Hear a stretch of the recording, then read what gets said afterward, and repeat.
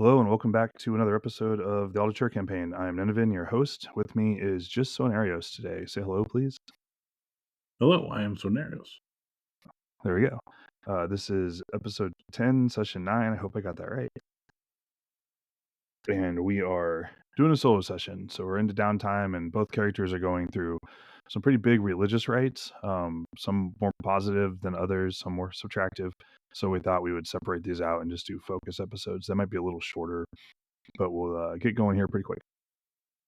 Should be eventful at least, or dramatic. Um, so Hooray! right. And just as a note, there's gonna be a little bit of ritual violence in this episode. Um, it might be a little intense. That's just a heads up for anybody who is triggered by that sort of stuff. Otherwise, and this is stuff we talked about this before the session began. I am not springing this on my player, and everything is okay between us. But just a heads up for anybody who wants to skip over that. So with that said, we'll kind of get going here. Unless you have anything you want to add, Soinnarios. No, I do not. We'll open that as we get into it. Cool. All right, so we're gonna move into dark season. We went through your big Earth season High Holy Day with Arnalda, where you kind of started going, I'm not so sure I want to do this Maran Gor stuff. I really feel like that's not the path for me. Like you kind of tried to straddle both sides of that, and you've fallen pretty sharply to the Arnalda side over your first year of adulthood. You've kind of just realized you would, probably at some point want to get married. You may want to raise your own children and things like that. And those are things that Maran Gor priestesses don't get to do. Oh yeah, definitely.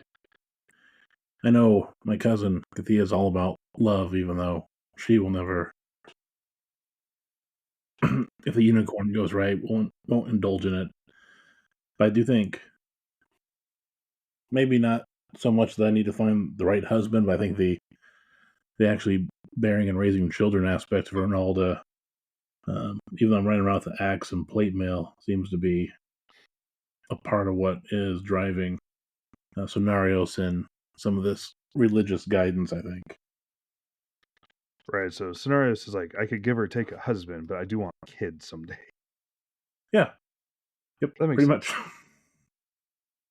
Yep. That makes a lot of sense. Cool. So as we kind of leave Earth season behind, as the world goes from everything is being harvested, the leaves are turning, to the trees are now bare of their leaves, things have fallen, it's getting colder and colder pretty rapidly. You're starting to get some snow on the ground in patches, and some light snow here and there. The nights are getting longer and longer. They've been doing that for a while, but it's becoming pretty marked now that like night is much longer in dark season than day is. So you're having more indoor time for sure.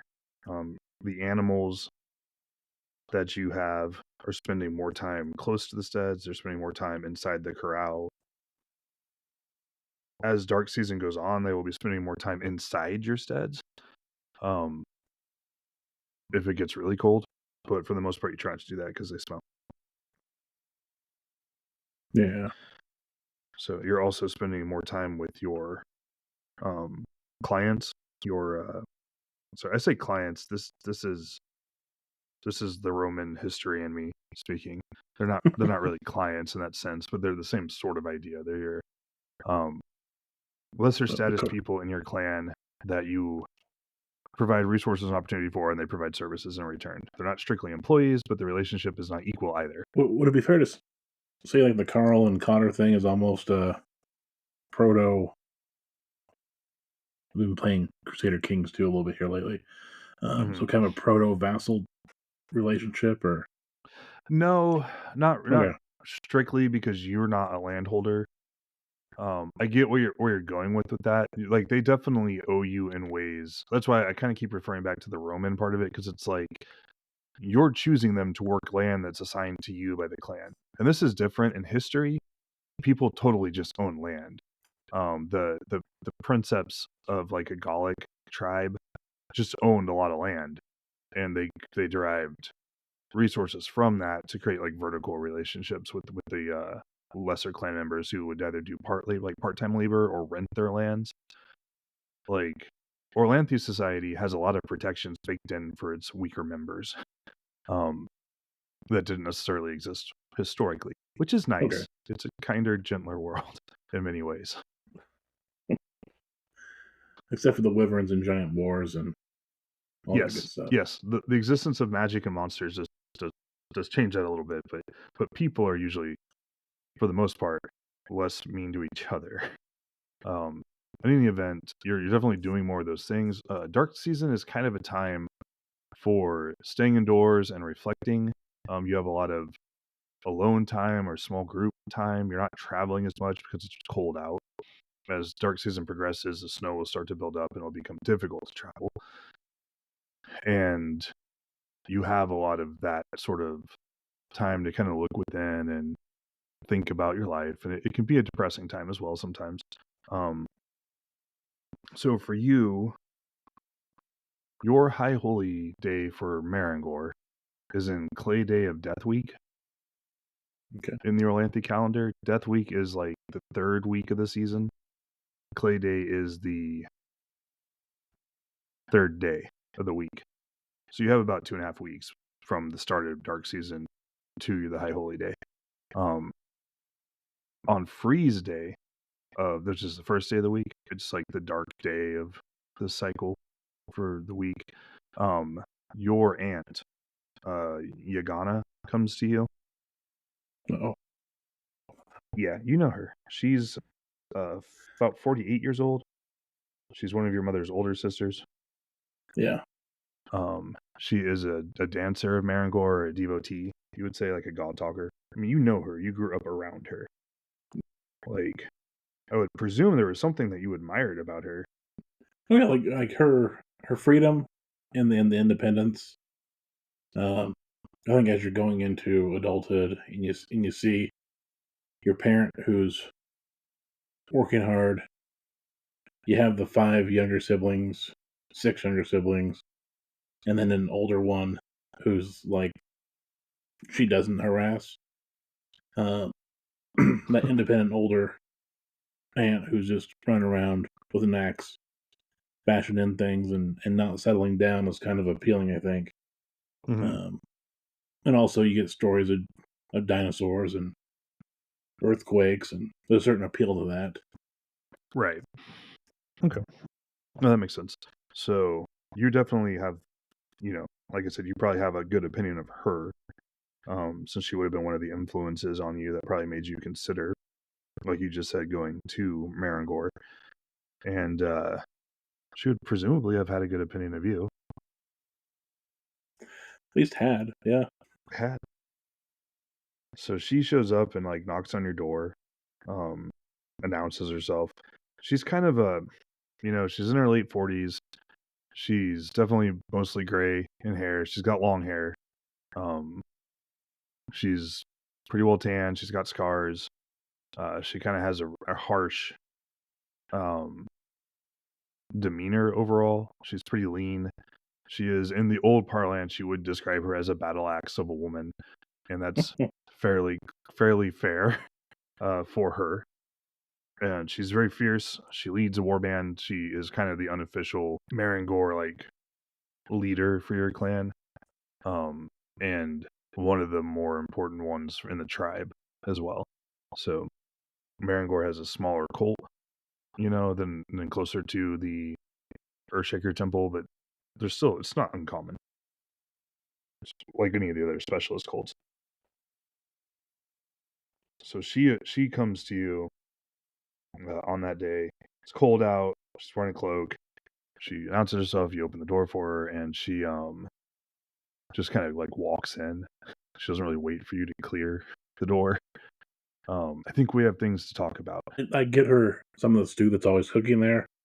To tell her you're right, that I've been meaning to talk to her to work through things. Oh, this is... She nods at that. She takes your stew, and she asks us if you have any wine or beer as well. Maybe? I'm not sure I do yet. You could, like, brewing and the the art of vintnering are not unknown to your clan or tribe. Like, it's not a secret. It's just not something a lot of people do. So you probably would have to buy it. We may have. It's possibly some beer. You probably would have something like this, at least Yeah, wine or beer, like, because you have like the noble lifestyle going. So alcohol isn't going to be uncommon. I'll get her some beer. Cool. She takes the beer. She drinks most of the cup in one go. Oh, she's gonna take me out all my beer. Probably. Um, I probably need to give then her all my beer. I will refill it. But yeah, nice. I don't know. There's a part of me that thinks I need to give her more for the talk we're going to have. Come on, I'm gonna let More her or know. less. What more beer? Or? More beer or less beer? How drunk do you want her to be once you get to this topic? I don't know. I don't think there's a good level of sobriety or intoxication when it comes to because. And the funny thing is, I'm not as scared of her as I am my own mom. Oh, goodness. What a mess. Well, like, if Yana gets mad at you, she's going to hit you or cut you, and it's going to be done. No, I get you. I'm not going to try to say my own mom's name, but yeah. Yeah, that's fair. Just say mom. It's fine. She kind of starts eating the stew quickly. Like she's apparently not much given to restraint on these things. Like she drinks a lot of beer. She eats the stew quick, takes big bites. And she's you feel like she's about halfway through the bowl and she like looks up at you and makes eye contact and then keeps eating. Like she's obviously giving you a chance to start this conversation. Okay. While she's just stuffing her face. Like she's like, I'm too busy eating to talk. You have a window here to start talking. See, that's why I like her more than my mom. No, but I'm gonna let her know. Ever since Ronaldo's High Holy Day, I think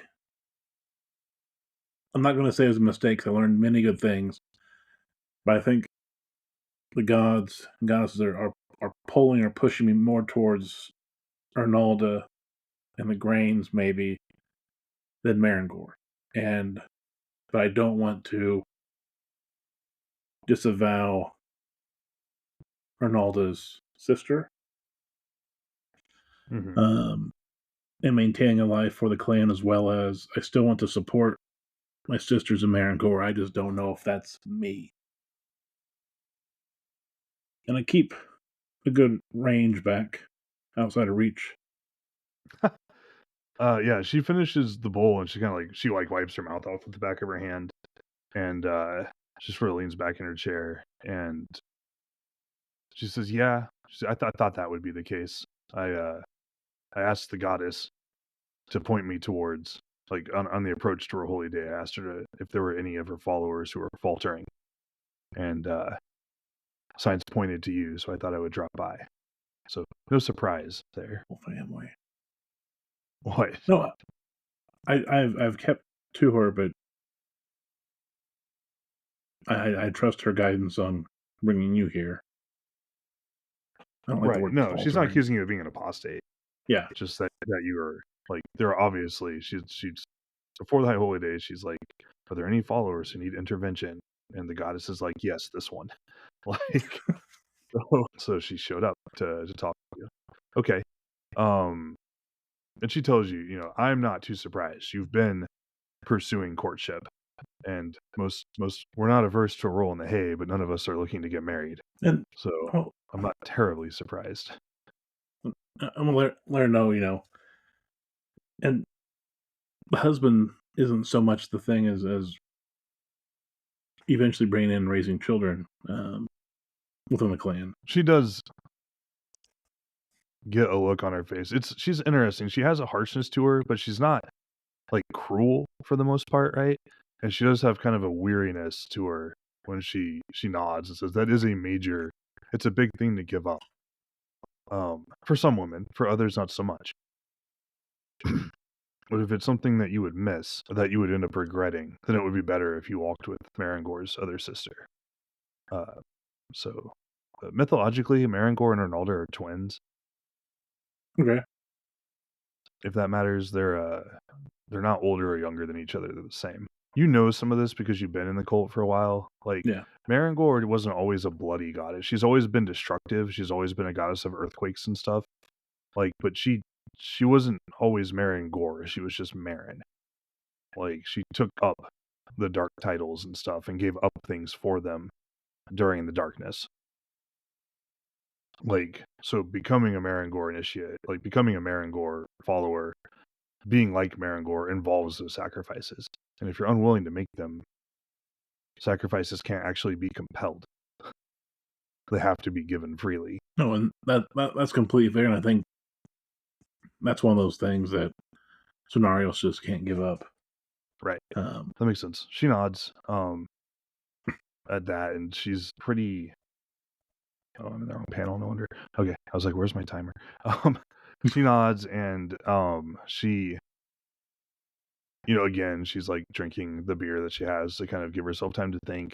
And she says, no, that makes sense. And it's good that you're going to Arnalda. Maran Gor has always loved her sister. She won't bear ill will. Basically, she won't send her cult spirits after you if you're just like rededicating yourself more fully to Arnalda. Like, that's not going to get you in major trouble with her. Yes, that is the thought of staying with Arnalda, maybe getting more into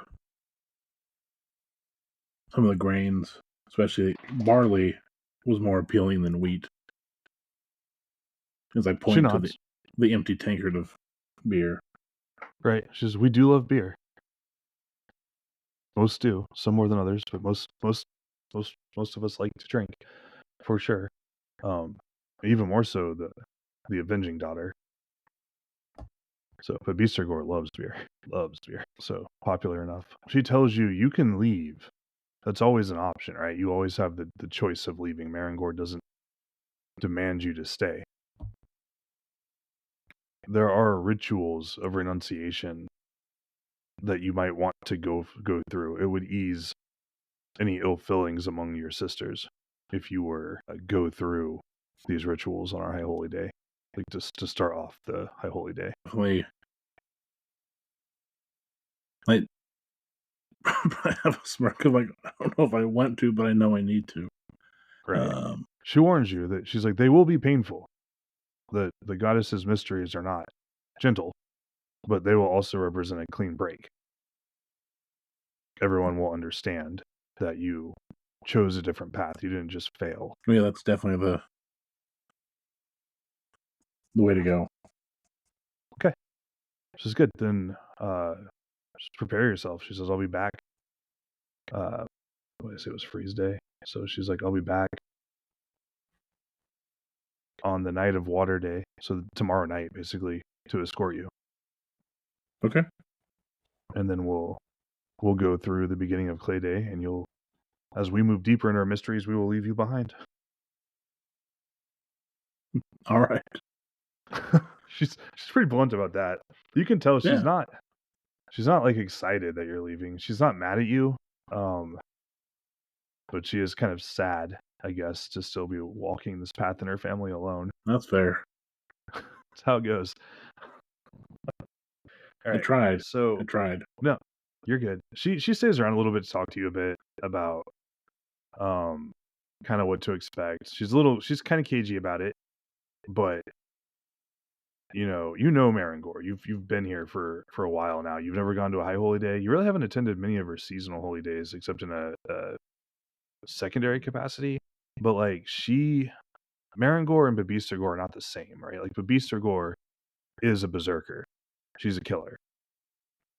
That's her job. She's the avenging daughter. She is an axe that cuts men down. Maran Gor is a dancer and a ritualist. Her dances are destructive. Her power changes the earth, and usually not to make it more fertile, but she opens up ravines, creates canyons, causes the earth to shake. Like, so she values that. I guess I would say she's a more magical goddess than Gor, right? So her rituals are more structured and they have more layers of meaning and things like that. So you are preparing yourself not just to like get drunk and get beat up, but there's obviously going to be like some ritual aspects to it that you're going to have to go through. So whatever preparations you want to do over Water Day to get ready, what would you like to do? Do you fast? Oh, Do you meditate? Do you, I don't know, tell everyone actually, goodbye? Like, just in case it doesn't work out. farewell. Yeah, I was thinking about fasting and then meditate. I don't have much faith in my ability to meditate, but I'll meditate. One is to kind of almost pray or whatever to Maran Mhm. Gor as an apology and a thank you for being understanding, since you're sending Yagana out to me to figure this out as opposed to just letting me falter. And then Arnaldo for strength as I pursue her more strongly and with focus. Okay, makes sense. Go ahead and just roll meditate just to see if you're able to like kind of get your mind into a good state or not. 10%. Well, it'll probably improve, right? Oh, two. Oh, look at that. That's a special, right? For for sure, yeah. Go me. Feels like a special. Yeah. What's so magic abilities? All right, so you spend some time meditating. How do you go about this? Are you like seated on the ground? Are you like whirling like a dervish? That's probably more of a storm meditation technique, but you have some ideas about how to meditate. What exactly are you doing? You have some leeway here for whatever works best for scenarios. Since I have kind of the dual approach, um, it might be kind of the whirling, like a dance incorporating my axe for the Mhm. Maran Gor part, kind of similar to katas or something. And then for the Nalta part, well, actually, 'cause I know I can't technically till the earth, I think, but still maybe pick some things out of a garden that's not tilling. Mhm.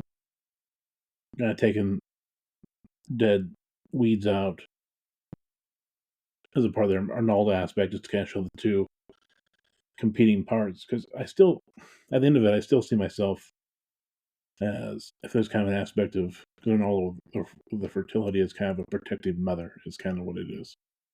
Uh, Right. That makes sense. And you're probably going to hold your lay membership to Marangor, I would imagine. if allowed, You should I be know able to Maran do Gor that. may say no. Yeah, I mean you're trying to leave on good terms, and you haven't broken any rules, Yeah, so it should be possible. Okay, so for your meditate, you're able to attain a sort of semi-aware trance-like state through this that gives you inner calm and serenity and focus.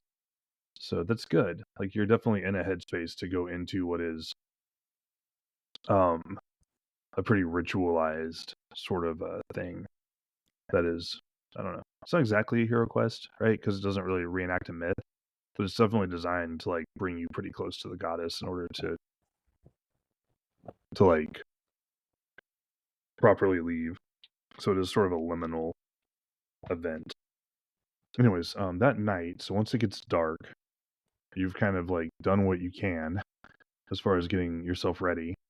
Um, Yagana arrives again, and she doesn't say anything to you. Like she just sort of approaches.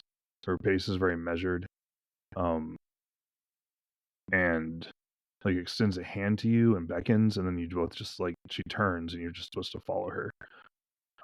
So you do. It's cold and it's yeah. dark. Clay Day. There's not a lot of moon in the sky. It's Okay, partially obscured by clouds, anyways. I So will follow. cool. All right. So she escorts you. You guys walk for quite a while further into the night. At some point, you pick up a trio of Maran Gor initiates. So sisters, kind of the same as you, but more probably been in it longer, older than you. That kind of fall in with you guys, and then after some walking, you sort of get down to where the river is, and then you kind of cut back. You follow it upstream a ways, and then you cut back out, and there's a little like a dirt cave that's fairly deep, and it has some branches that go deeper into the earth. You stop kind of at the front of it, so you're in the opening chamber, and it's just dirt. Like there's not like stone walls. It's just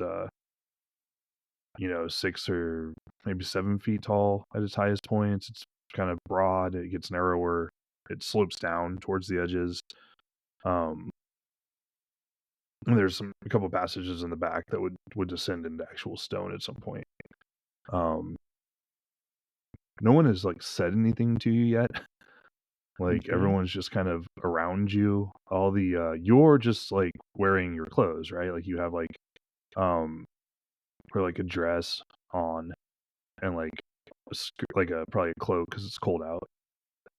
Um, they're like wearing winter clothing with some armor. They're carrying like clubs and things.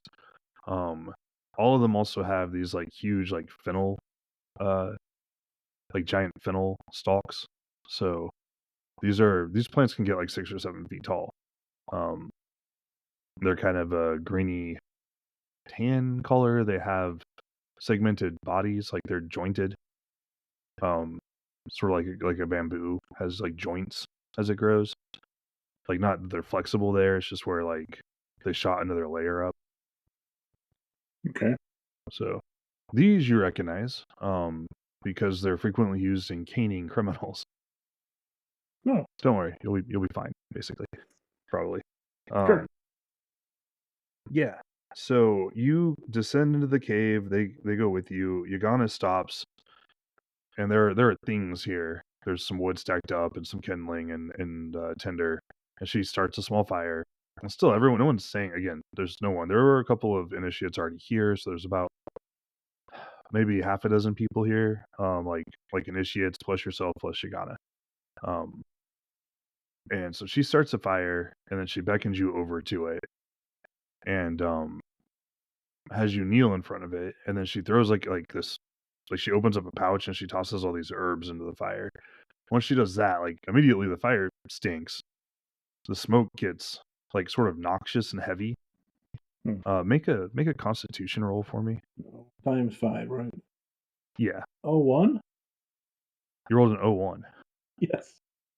Okay, so the herbs are obviously thick, right? The smoke is thick and pungent, and it has a certain caustic quality. You're able to like blink your eyes and keep them from streaming. You're able to breathe it in without coughing.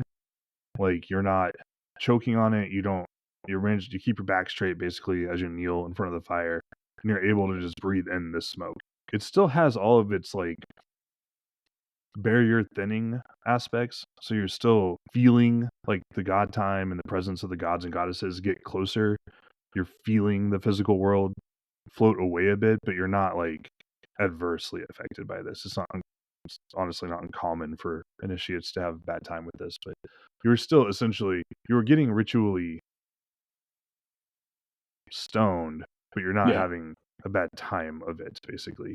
Um, so you are feeling those effects. The world is getting weirder, but you're physically able to just kneel there and deal with that, which is good. That's face saving, right?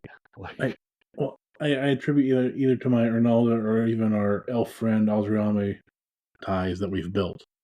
mhm, makes sense. So as you're like kneeling in front of this fire, like as soon as Yagana threw that handful of herbs in the fire, like the women around you start to sing, and it's like a lament. Like it has rising and falling, like high pitches.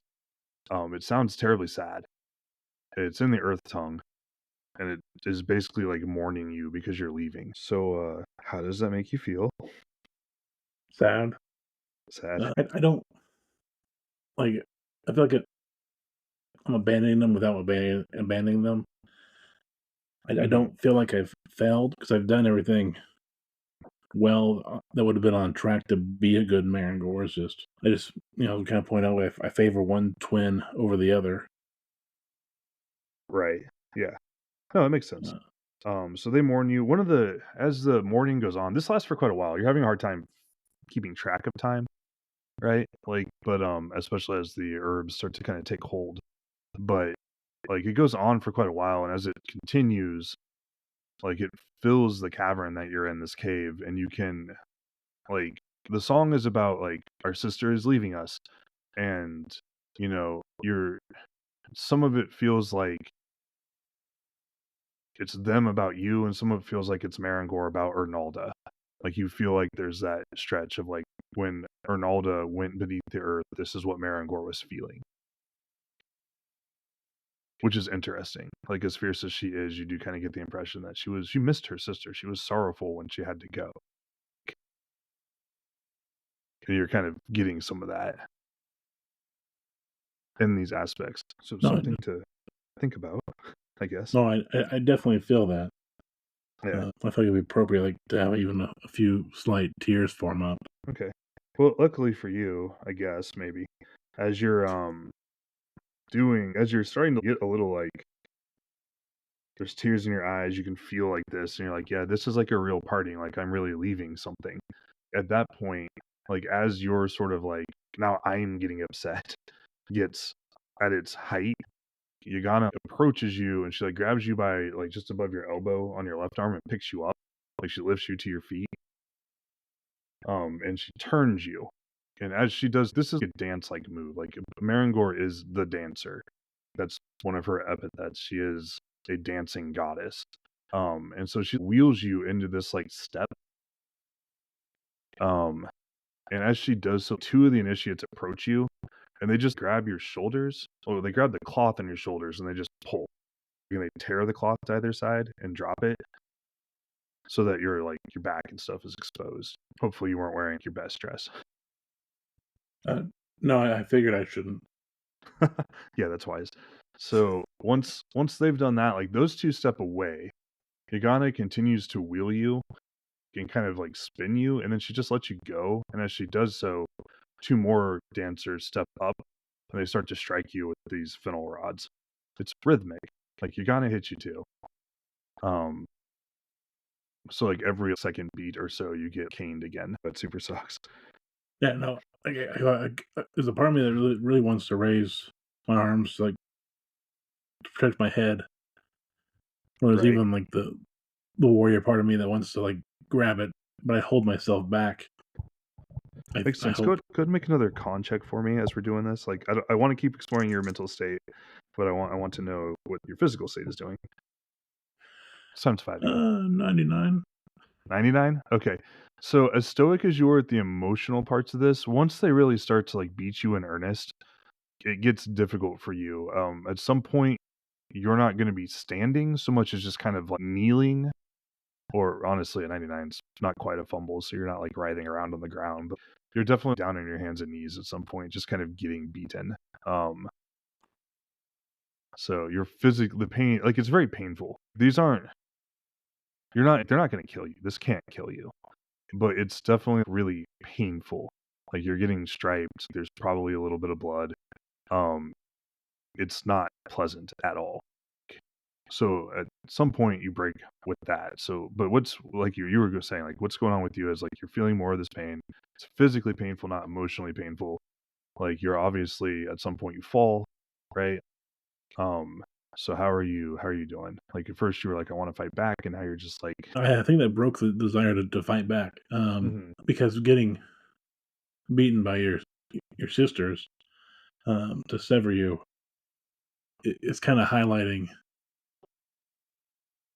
this little microcosm, this little exhibition of what it would cost to give up to stay with Marangor. So I think mhm, plus probably holding back so well before had my body betray me.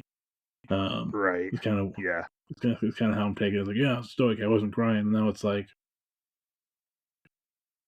because I'm used to being tough, and then to have my aunt do this, and then this other Marangor initiates do this. Like, okay, which I know it's what it's supposed to do objectively, and later on I'll realize that's what's supposed to happen. But right now it's just like, okay, this really am losing that part of who I thought I was.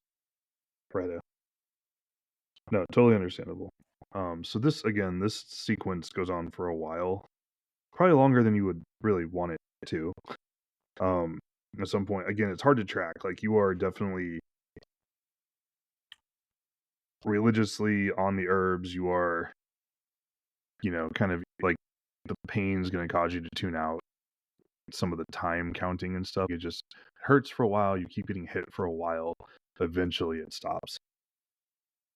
Um, Once it stops, like, there's like a definite point where, like, all of a sudden they're just not beating you anymore, and you're just kind of down on the ground. Um, you're not, you don't really have the wherewithal to try to get up or anything. Like, you're definitely um, sort of helpless right now. And at this point, you realize, you don't know if this happened while this was going on or if it was already there and you just didn't see it. But there is a little depression in the ground. It's not a grave; it's just a shallow, um, 6 inches or a foot that's been dug in. And Yagana kind of grabs you by the arm, and you can tell she's not being gentle, but she's not trying to hurt you. Like, she didn't grab you where you're marked. She's not dragging you like too quickly for you to kind of keep up. But she hauls you over and kind of tumbles you into this little pit that they've dug, which is a mixed thing, right? Like, the earth is cool, it's damp. So in some ways it's gonna relieve some of the pain, in other ways it's gonna make it worse because it's contact and weight and pressure. Yeah. Um that wasn't there before. Like, and as they start to sing again, instead of being mostly silent, like when they were doing the dancing and caning, like there were moments where they would bark outwards kind of rhythmically, but it wasn't really a song. But they've kind of picked back up the song before that was from before. It's more solemn, and they mourn you again. And like, Yagana throws some dirt on you again. You're not being buried; it's just like a thin layer over your body to sort of symbolically represent that you're being interred within the earth. And then they leave you there. Like, they walk away deeper into the caverns. Now you have some time. I'm in a You're not depression. very able to move. Say what? I said I'm in a depression. Um, Sorry. You're not able to move. You have some time to think about everything that's going on. Like, you're hurt, you're weakened by the smoke and by the beating. Um you're kind of like lying in the cool earth. It's not cold, it's cool. Um and you're in the dark. The fire's been doused at some point, and you're just kind of alone, like I said, within the earth. And you have some time to kind of think about what you're giving up, what you're moving towards, and you can do some soul searching here. Obviously, some of this is painful, right? Like, you've definitely given something up. It's in pursuit of things that you want to do, but like, you still are experiencing that loss. So what do you how are you feeling right now as a character? there's that emptiness because it's kind of one of those things that you grow beyond, um, or past or Mhm. away from or whatever, and it's kind of like that. And plus, seeing the pain in my aunt's eyes when she realized this was the path I was taking, that helped. All the women in my family are horrible, um, and emotional manipulators, except maybe Kathia's mom. Even then, I don't trust her. No, but there's also the part of I know what path I want to go on. So it's, I'm at adulthood and actually know what I should be doing. Mhm. Um, it's like we talked about offline. As you know, I thought I wanted to be punk or emo or whatever, but all I really wanted was a nose ring. Right, Um, right. Like, Maran Gor is a little too hardcore for your yeah. character's aspirations. Yeah. So it's kind of that realization. Okay, yeah, it sucks, but um, it's the right path, and also it's not like I just said, screw you, Maran Gore. I'm not worshiping the earth, Right. the dancing and the shaking anymore. It's just I'm not as focused on it. Right. No, that makes total sense. Okay, so a few things are going to happen while you're kind of lying in the dark. Um, Mechanically and sort of meta on this one. So the first thing I want you to do is to just roll um 2d6 if you have them. I do 6. 6? Okay, cool. So um your harmony rune is going to drop by that much, your disorder rune is going to go up a little. This is just because you are leaving the cult, like you're severing some like significant ties that you made. Like you're basically saying like there's a place for everyone, but I'm moving out of my place, the place you had started. So it's going to have some impact. Like you're asserting your own will against the cosmic order that you kind of bought into, and that is represented by like a loss of harmony and increase of disorder.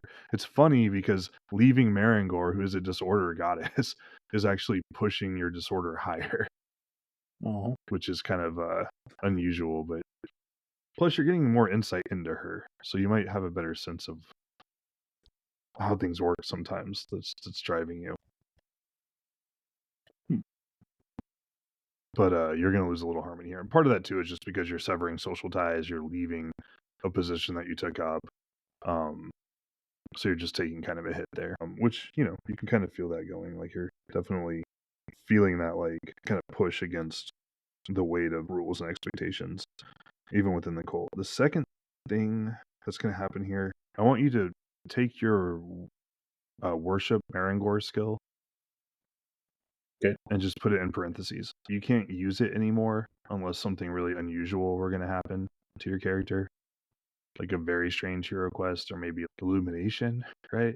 But outside of incredibly unlikely things, like that skill is no longer accessible to you. You don't lose it. If you somehow got it back, it wouldn't start over. You just can't do it anymore. Okay. The next thing that's going to happen is your devotion to Maran Gor. You do just lose that. That passion is gone. That's fair. Yep. You keep your Shaker Temple loyalty. Those oaths you swore for life. They're also your primary temple, like for the Confederation. They're the biggest one, so you'll hold on to that one. So a few mechanical things happening as you're lying here. You're feeling the goddess, like some of the stuff you can kind of feel, right? Like you're severing your connections to the goddess. Like you're losing your ability to worship her. You're losing your devotion to her. Like those are all, you're losing your religion, right? So those things are happening. As all that's kind of going on in this long silence, and as you feel like with your heightened magical sense here, certain things like slipping away from you or your spirit or your soul changing a little bit, you also become aware that you're not actually alone in this cavern. There is a presence here with you. And even though it's very dark, you do get a sense that there is a woman in the earth with you, regarding you. And you are pretty sure this is not like a human being, but rather the goddess that you are leaving. Snap. As she stares down at you, like somewhat mournful, somewhat considering, a little angry too. Complicated mix of emotions. Again, you can't see her well. It's dark in here, but you're getting all this pretty clearly. You aren't really sure. She's trying to make up her mind about you in some sense. As you're departing, roll your power for me. Your power times 5, and tell me how it goes. 2? 02? Okay, so you're making some good rolls too. All right. As she considers you, and there's a piece of your soul, a piece of your spirit, part of who you are, that can call on her. You've learned one of her miracles, right? And as she considers you, she kneels down or crouches on one knee, and reaches into the pit, and she reaches in and she grabs you by the heart, not by the chest, but she reaches through you and grabs your heart. As she's holding your heart in her hands, you can feel her fingers around your physical, actual heart.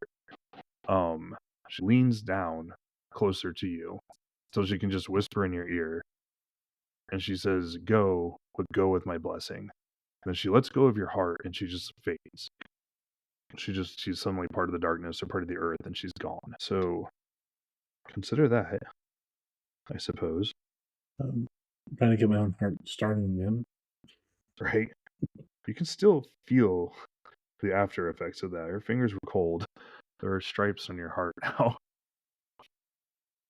They will fade in time. So, because you made a good roll, the one point of devotion that you have to Maran Gor that lets you cast Shake Earth, Yep. you can transfer that point to your Ernalda pool as her associated spell, which is Blast Earth. Okay. So you can't shake the earth anymore, but you get to keep her Blast Earth spell as something that you know how to do.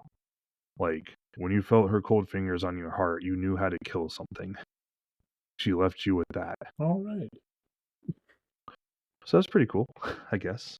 Things went about as well as they could have for you. Okay, so eventually, you lay there for a while still, kind of gathering your strength. You've been through a lot to process physically and emotionally and spiritually as well. Like, you've been in the presence of a goddess. Um, you've had certain aspects of yourself irrevocably severed. You've had other aspects changed. And eventually you will start to, want to leave. You'll feel that desire to not be here anymore, right? Yep. Like, you feel probably too, you're starting to get sobered down again. Like, the smoke's starting to wear off, and you're more aware of, I am lying in the dirt in a hole in the ground. It's pretty cold. I probably need to look after myself at some point. So some of that otherworldly quality is wearing away, and you're more aware of the prosaic qualities of the situation that you're in. Yep. I will not dust myself off. Okay. But I will head out. Okay. So as you leave the cavern, you walk out into it's still night. You leave Marangor's cavern, probably never to come back again. And as you step out into this cold air, your breath puffs in front of you, and there's another person here, who's been kind of been waiting, you think, and you realize, because it's cold and your dress is torn, as this person bundles another cloak around you, that your mother has been standing out here, waiting. She doesn't say anything to you. She just walks you back to her home, because there's no way you're getting back to yours. So she does love me. Make of it what you will. Cool. All right, so you'll end up back at your parents' house, and you'll probably get somewhat warmed up and then spend the night sleeping. You are pretty wheeled up the next day. You have a lot of ugly welting bruises that are you can feel, if you run your hands down your arms or your back, you can feel them as long bumps. They're physically pretty present. It's not really a thing where it's you took this many health points of damage. You're just messed up. It's going to take you a day or two to really get back to normal. They're kind of sticky to the touch, that sort of thing. They're not necessarily bleeding, but they're pretty raw. It's not a pleasant place to be. It's also oddly something you can't fix with a heal spell. If you try, it fails. I was guessing that. Yeah, you have to heal these naturally, which will take a day or two before they really start to wear off. Otherwise, it's just uncomfortable. Okay, so yeah, cool. No, that's intense. How's your character feeling? I guess how's Soinnarios doing? I think there is that kind of hollowness there for a bit. But I will be honest. Mm-hmm.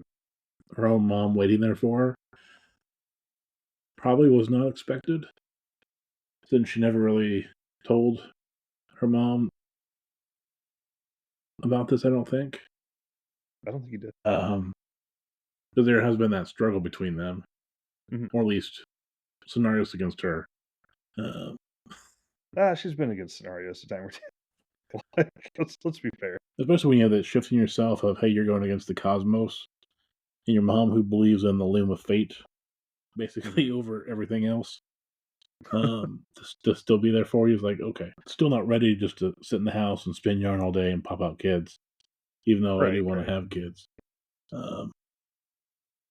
Makes me appreciate that more, and it kind of reaffirms the decision, even if it still hurts, literally and spiritually right now. Right, that makes sense. Cool. Okay, sounds good. All right, so neat. Good. We have to kind of transition our way back to more mundane things now, but we have to sort of ground the episode a little bit.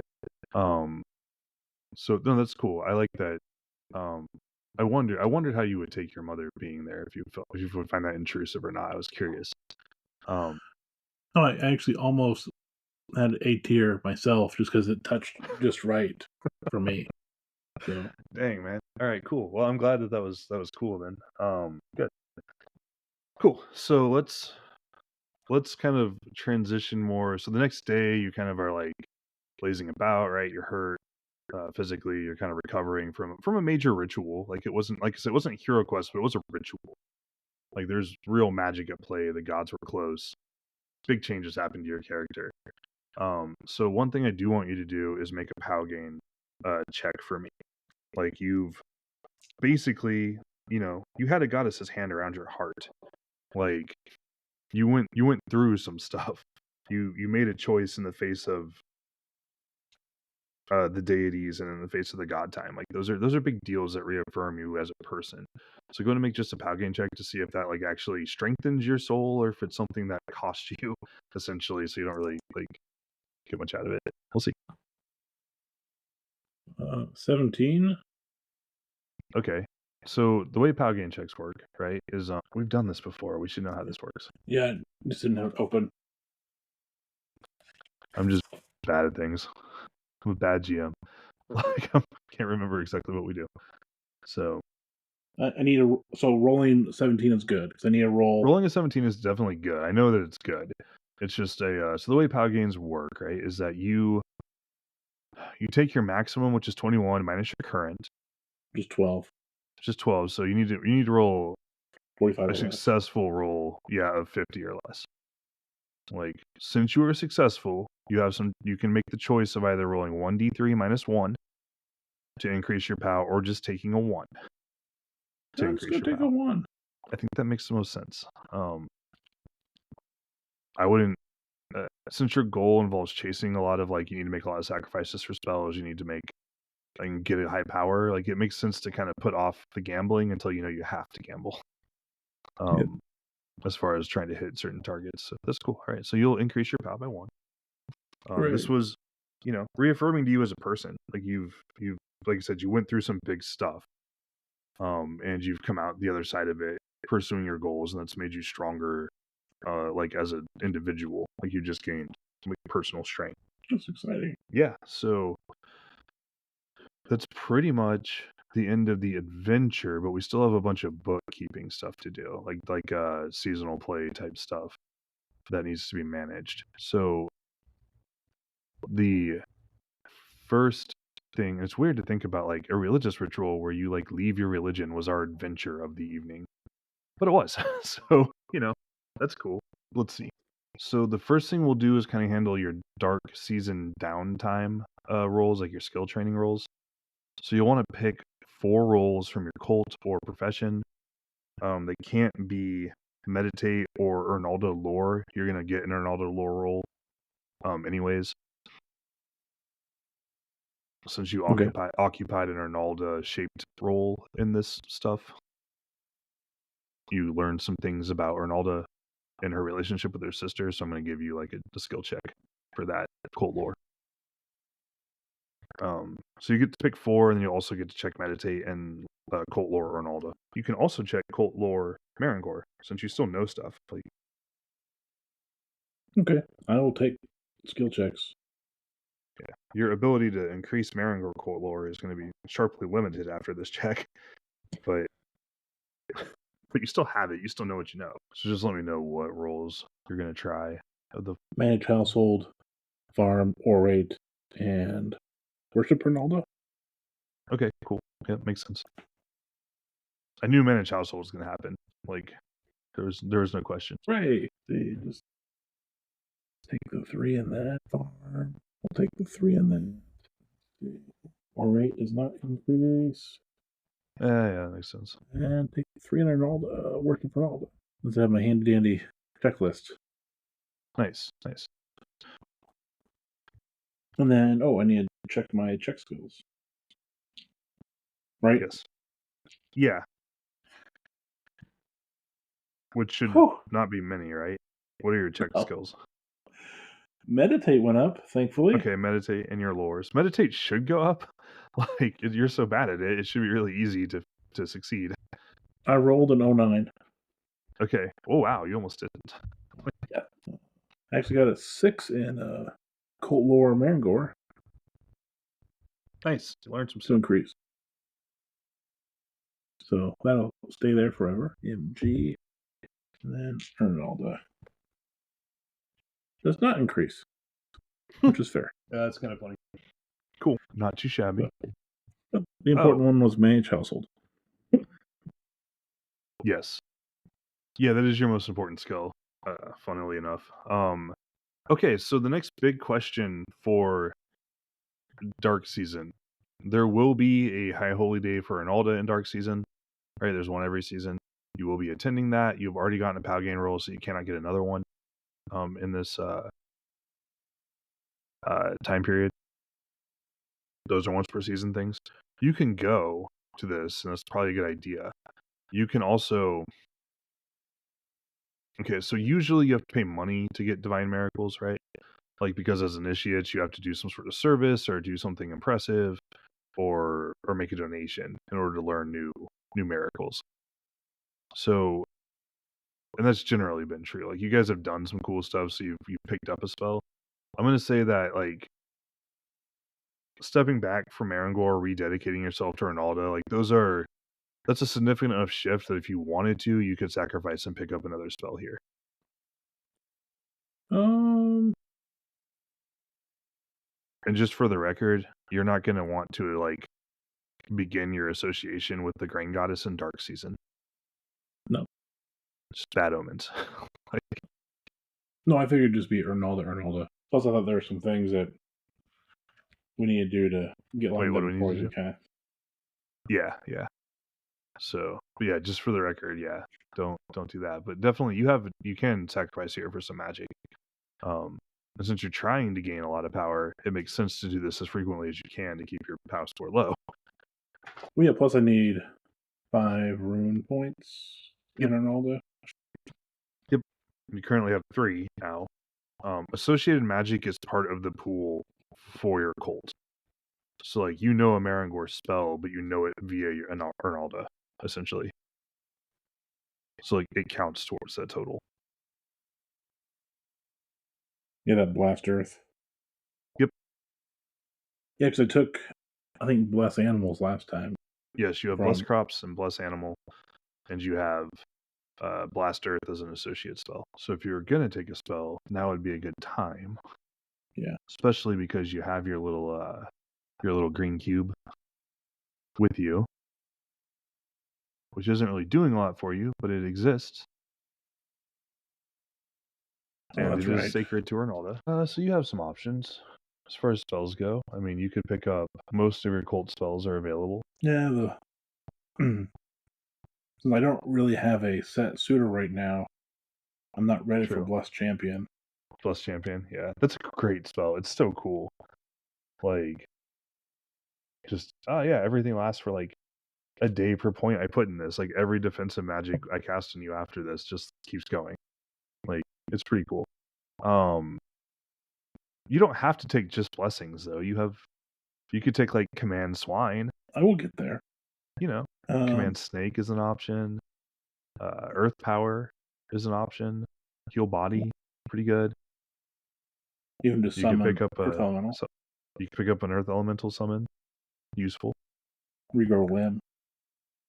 Regrow Limb could be handy. Earth Power is pretty cool. Also, Earth Shield kind of sounds cool from the Beaster Door. Earth Shield it used to be called Shield of Aaron. It gives your shield like infinite HP, like it never gets reduced by damage. Yeah. Yeah, I think I can look it up in the Red Book of Magic here. Yeah, that's what it does. Yeah. I looked at it before. Yeah, so like damage can't spill over it, it never gets damaged. You can still get knocked down or knocked back, but it's a 3-point spell though, be aware. Ooh. Earth Power is also a 3-point spell. So you're saying it's tempting. What's tempting? The Earth Shield. I know it's a 3-point, but long-term planning wise, like if you take Earth Shield, that's the sort of defensive spell you can confer with Blessed Champion. Ooh. So they do combo. Like, hey, guess what? You have an unbreakable shield that blocks all damage for the next day, not the next 15 minutes. That's meaningful. Yeah, I might do. Let's do her shield. Cool. It's also good for you. Like, it's a spell you can cast on yourself. Okay, so that will cost you 3 power. It'll take me down to 10. Very Yeah, that's worth it. average. Yeah. So that'll change whatever. It'll change your magic points. It'll affect some of your casting. It will also give you, 3 points in your divine magic pool. Like you So to inflated add it by 3. 3. Mm-hmm. Yep, because it costs 3. Well, I've got my 5+. Yep, you've got your 5+ room points now. You have, and remember, your room magic pool is now 6. Yeah. So you can just cast bless crops repeatedly, or bless animals more than once. Like, it's not just, they're not locked the way they were in RuneQuest 2 and 3. You could cast a fairly large blast earth if you needed to for some reason. You never know. Cool. Well, All right. that got runically, I got a lot. I don't know if nastier is the right word, but things accelerated. Yeah, I mean, you have a much more powerful set of spells now, for sure. Okay, so the big question in Dark Season, you've gone to both your High Holy Days, you have left a cult, you've done all these big things. You're sitting there in your little stead, basically alone, in front of the fire. You're holding your little green cube. Like, it's just a little cube of green stone. It's hollow. Every time you move or shake it, you can hear something in it. You know from talking to your grandmother that it could be something fabulously cool or it could be essentially worthless. There's no way of knowing, right? Unless you open it. You do not have to. This is 100% up to you. Like, you can just keep it as an item that you have. The only thing that's special, like, it is obviously magical, right? So it adds 1 to your charisma, and it is sacred to Ronaldo. Like, those are its things. So it has some cachet, just as it is. If you break it open, it could be a handful of wheat. It could be an earth daughter. Like, it could be like a daughter of the earth. Like one of those, like, stone serpent lady guardian things. You don't know. Or it could be something in between. Precious stone, a magic gemstone, a regular gemstone, a serpent. It's hard to tell. Cool pig. You just don't know.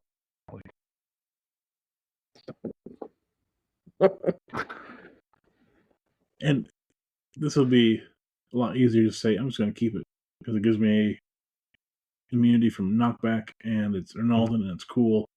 But the problem is, meta-wise, I've got a 14-point power storage crystal. So, right. You'd rather have that. You you can keep this without attuning it. Like, if it's not attuned, you don't get the knockback prevention. Yeah. But you can still just carry it around. It's still a sacred stone.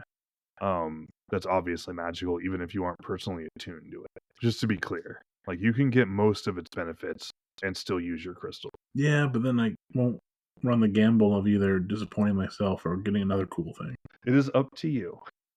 And there's a part of me that's like, we're going to be revisiting this question every season, like until I crack. Until you crack. Yes.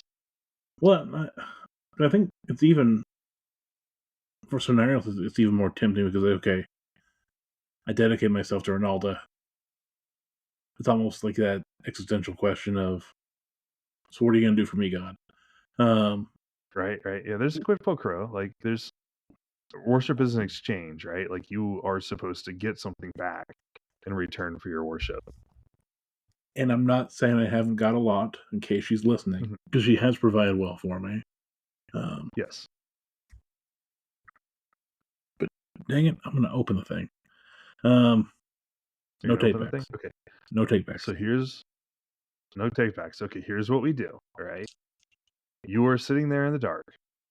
You're in front of the fire, and you take this thing. I don't know how you break it. If you put it in a mortar and pestle, or if you just like smack it on the table. That's up to you. Or even just step on it real hard. Like, but go like whatever you do, describe that action to break it, and then roll a D100 for me. Okay, I'm gonna take it outside. No, I'm gonna put it on the table and just crack my knuckles down into it. But my other hand holds it in place so that way it doesn't lose anything. Mm-hmm. And I pray Ronaldo for blessings, for fertility of land and of animals, and for protection of the stead. 74, whatever that means. Okay.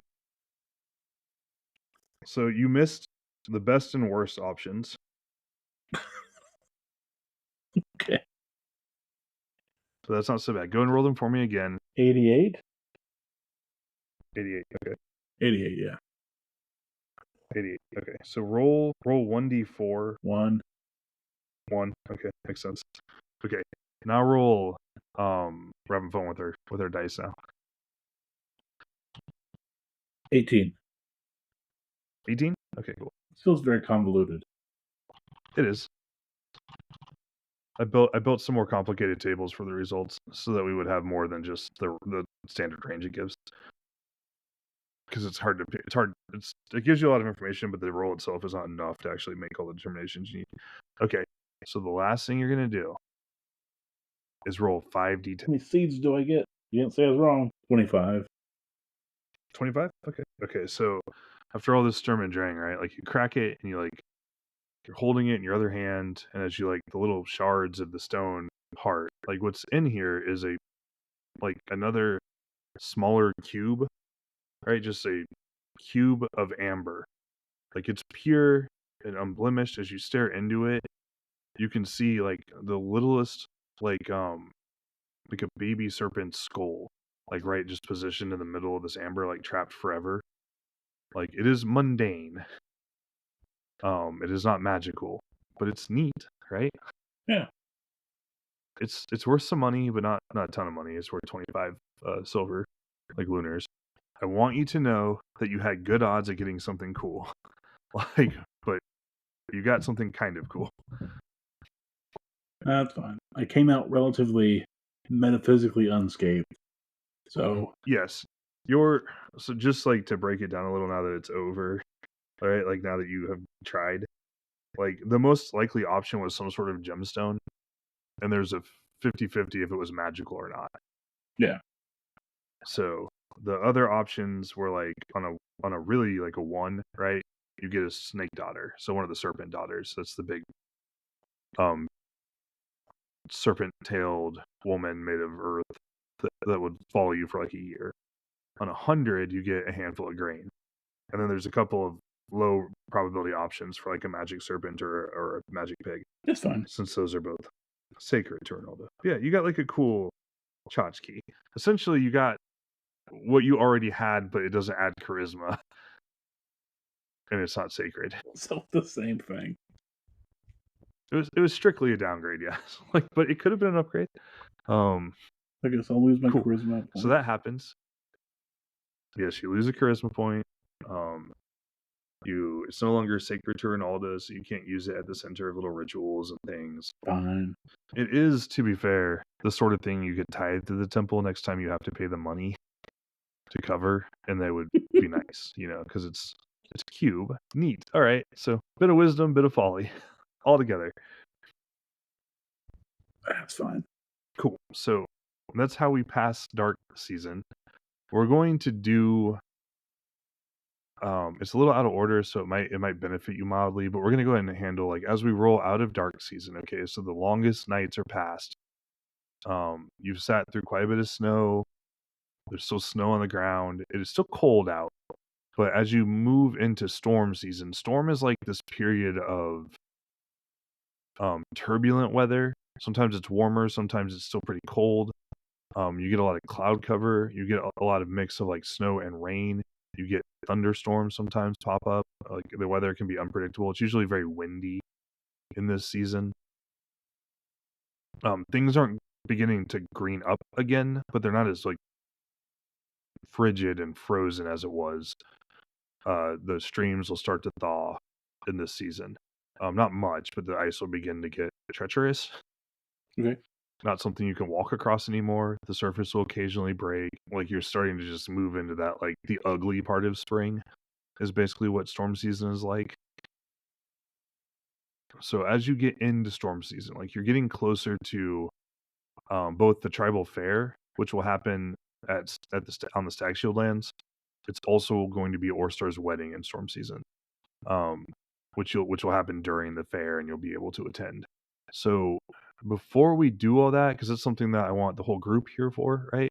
Like Yep. we're gonna go ahead and have you do your occupational roles for storm season, just to get Okay. them out of the way and done and handled. So as you're going like into the first part of storm season, you're kind of like living your day-to-day life, doing the things, and you'll go ahead and do those occupation checks. All right. And I'm thinking on that roll, I don't know if it would have applied. I totally should have used devotion or all to help my roll. It's random. It's purely random. Well, that way I can check it and get it closer to 80. Right. You can do those as part of your occupation and cult checks. You can pick devotion. It's a cult skill. It would pick time spent. Or no, I'm sorry, not devotion. I apologize. I was thinking of worship. You can pick worship and train it. Like, Oh yeah, I'm definitely doing that. okay, cool. Like you can definitely push those skills. You're spending more time at the temple. You're spending more time in devotions. Like you're doing more religious stuff. No, I do not increase manage household. You're getting really good at it. It's getting harder to improve. Yay, worship. Okay, but you do improve your worship, so that's good. Uh, Yay, farm goes up. Plant grow. Plant lore, really? Yes. Okay, yeah, do what you want. Well, it is necessary for later, so True. it's a part of the plan for the grain goddess. All right, makes sense. But those are my checks. Awesome. Okay, cool. So you get to those. You're learning your plant lore and stuff. You're leaning more into the Arnaldan stuff, and that comes with some greenery attached to it. It's cool. Plus, your Merdina can help you with that. She's all about them plants, especially the walking, talking variety. But the normal plants are cool too. Yeah, I don't want to see her drawings. She's not weird about it. She's a little obsessive and nerdy, but not weird about it. Cool. Neat.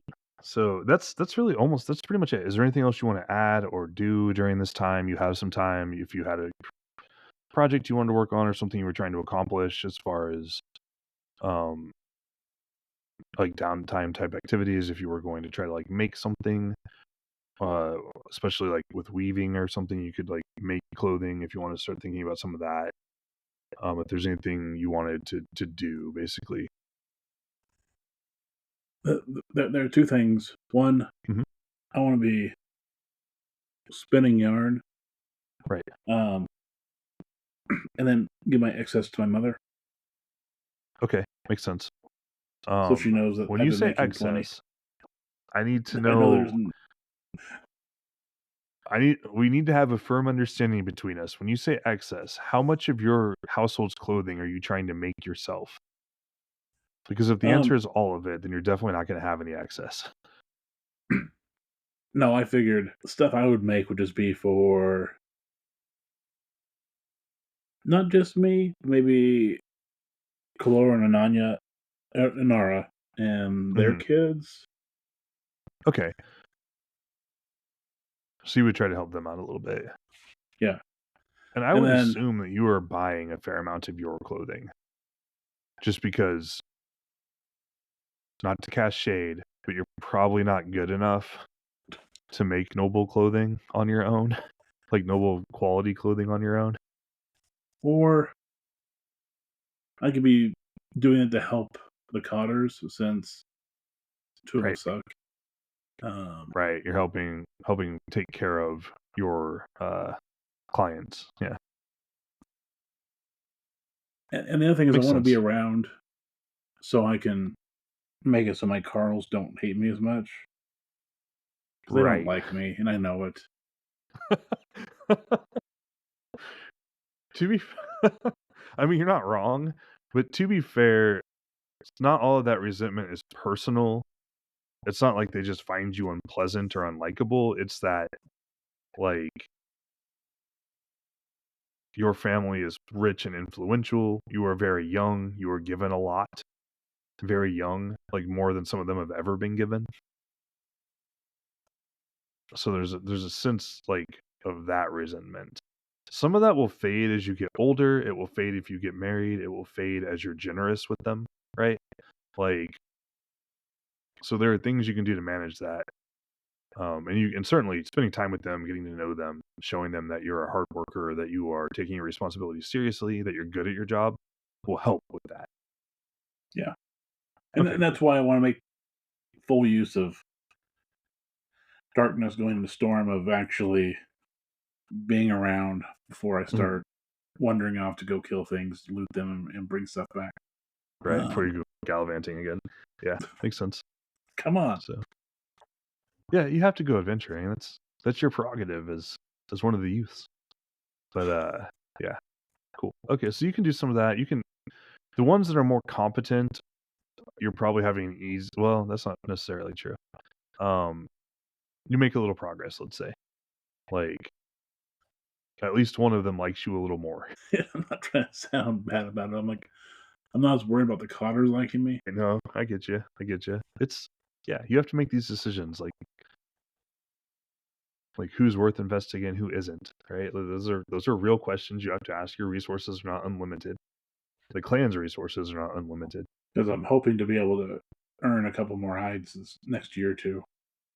Um, Yeah, yep, makes sense. at Cool, least two. nice. Okay, so so given that, unless there's anything else you kind of want to close out, retrospective, what did you like, what did you not, sort of stuff like that. We'll probably start wrapping up the session. I know we're a little early, but one player, we can really get through things pretty quickly. No, I am in a lot better spot than I thought I would be at this point. So Right? No, not too bad. Not too bad. Cool. Um, Excellent. Well, in that case, we'll wrap up this session. We'll be facing down storm season next time we're all together. The next episode will be just Kathia as we go through her High Holy Day, um, and move her into some stuff there.